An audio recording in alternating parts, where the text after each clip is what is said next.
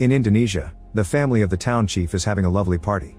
Ningsi is serving drinks to her relatives, but her mood sours when she sees her boyfriend Rahman arrive.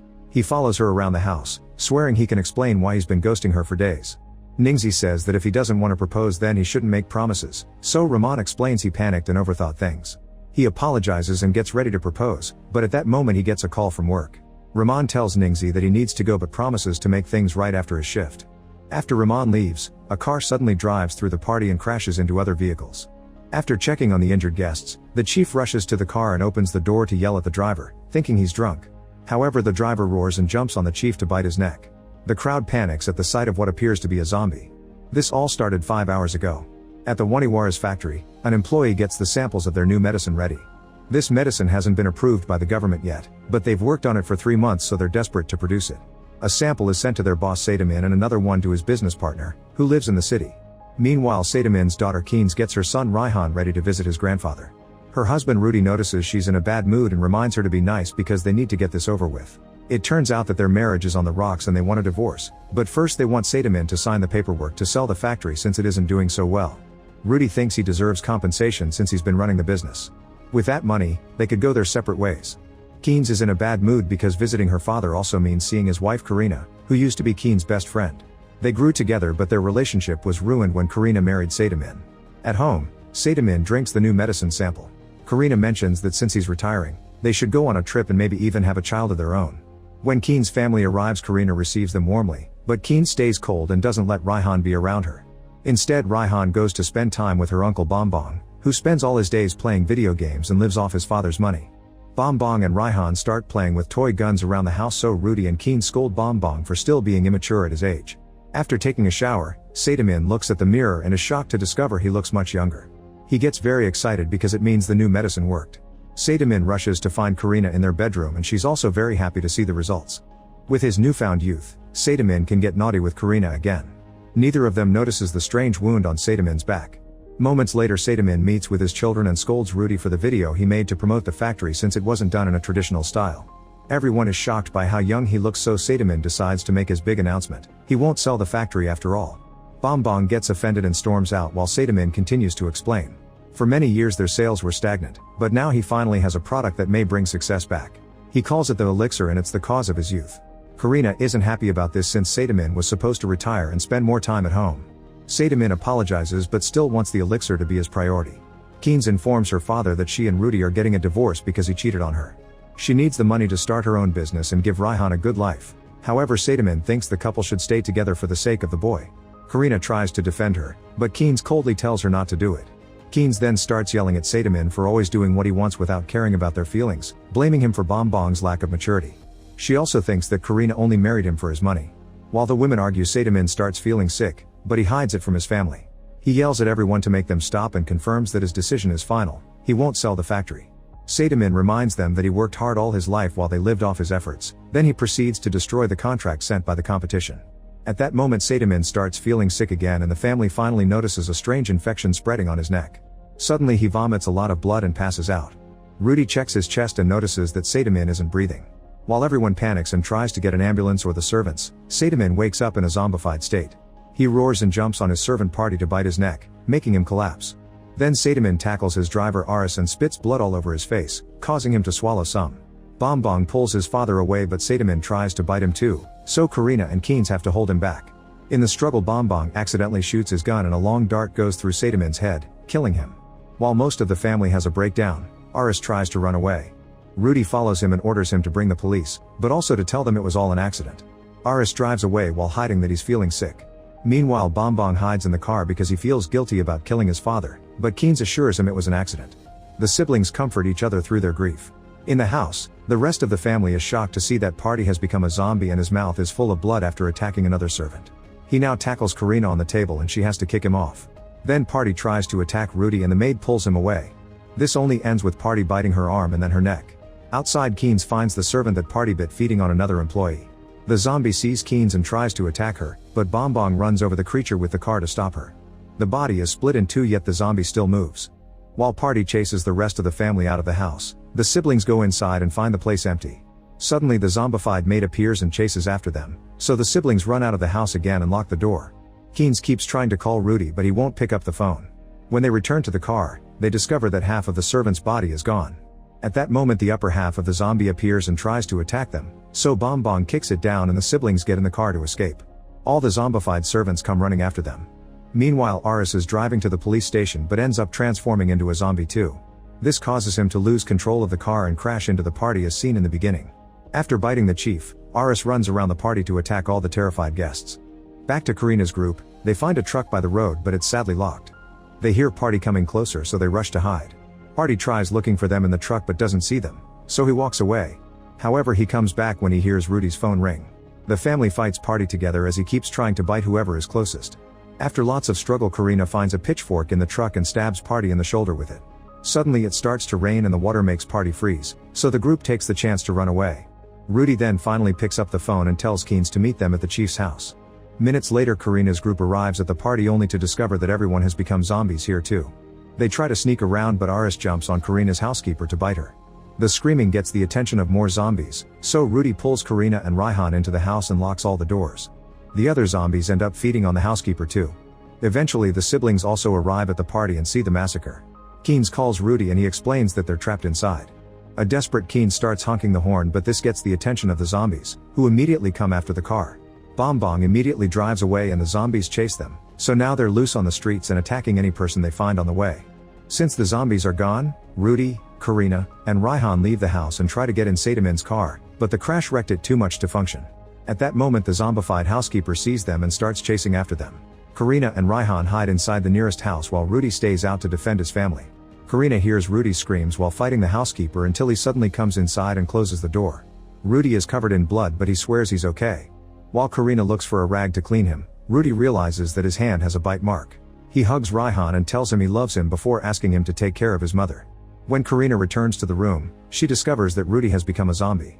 He jumps on Karina and tries to bite her, but Raihan pulls him away and Rudy attacks the boy instead. Karina breaks a bottle on Rudy's head and runs with Raihan to hide in the other room, closing the door on the zombie's face. Rudy keeps pounding on it until he breaks in, so Karina moves out of the way and lets him charge ahead, causing Rudy to get impaled on the water pump handle. Then Karina and Raihan leave the room and lock the door. Suddenly they're startled by someone coming in, but it's just Ningxi. They hear some noises and Ningxi peeks into the other room to learn that Rudy is still alive. Meanwhile on the road the siblings are arguing over what to do. This distraction almost causes them to run into a truck and when they dodge it, they lose control of the car and end up crashing. The truck driver comes to check on the siblings and helps them out of the car before Bong throws up. The zombie horde then catches up to them and jumps on the truck to start killing all the passengers. The driver runs back to help his people, only to be killed too. The siblings run away and soon find the police station. The cops are confused by their story and decide to check out the situation while leaving Rahman to take care of the siblings. When the cops find the truck, the zombies immediately come after them. An officer shoots a gas grenade but it doesn't affect the creatures. The zombies jump on the cops and start eating them except for the captain, who manages to open fire. However, the bullets do nothing and he gets bitten too. Thanks to Karina's phone, Ningxi can now call Rahman, who explains he can't leave the station yet. When Ningxi starts explaining what happened, Rahman is forced to hang up by the captain, who rushes inside and makes the others lock the door. The zombies start pounding on it so the group pushes some furniture to keep the door blocked. Rahman calls the hospital to ask for an ambulance but it's too late, the captain is now transforming into a zombie. Bong takes Rahman's gun and opens fire, but the zombie only collapses for a second before jumping on Rahman, who quickly pushes him off. Next the captain tackles Bong, so Keynes hits him with a bottle to throw him back. Bong then sprays him with a fire extinguisher to no avail. Rahman gets a stool and together the group uses it to push the captain into a cell, which they immediately lock up. Outside the station, dozens of zombies are blocking the exit. Rahman calls another police station to ask for help while Keynes tries calling Rudy. Since he doesn't answer, Keynes has a breakdown and Bong has to comfort her. At that moment Keynes gets a call from Karina, who lets her talk to Raihan to confirm he's fine. However, she also has to inform Keynes that Rudy became a zombie, causing Keynes to break down again. Bong promises that they'll pick them up as soon as they get help from the other police station. As the zombies continue to spread through town, the siblings have to hold the door closed.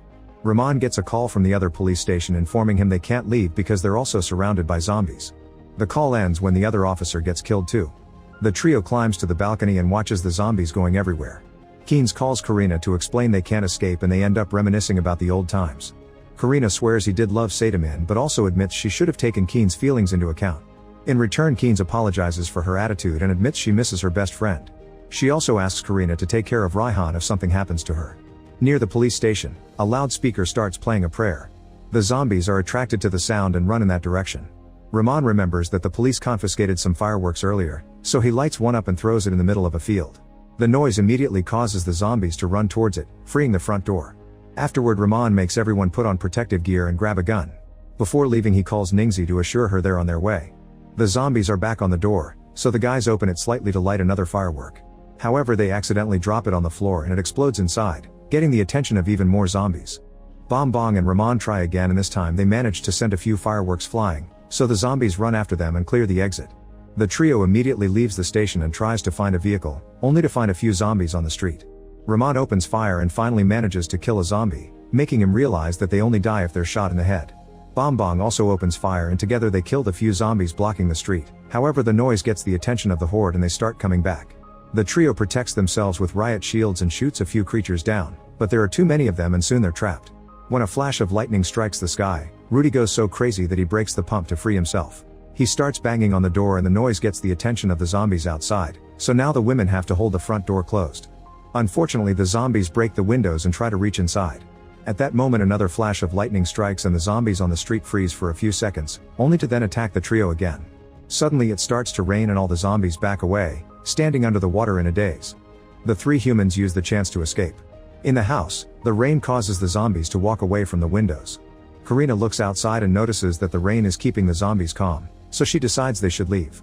Luckily, Ningxi has a bike and the group gets on it at the same time that Rudy finally breaks down the door. The trio drives away and Rudy tries to chase them, but he freezes as soon as the rain touches him. Minutes later it stops raining and the zombies immediately surround Rahman and Bong.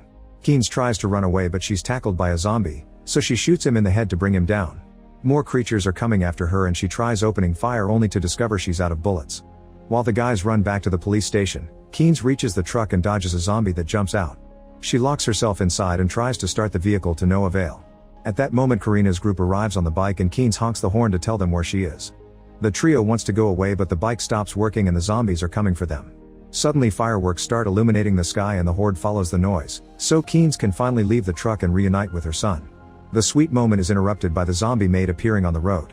Karina and Keynes push her back and Ningxi stabs her in the head with a knife. Since the fireworks are out now, the horde is coming back and the group rushes to hide inside the truck.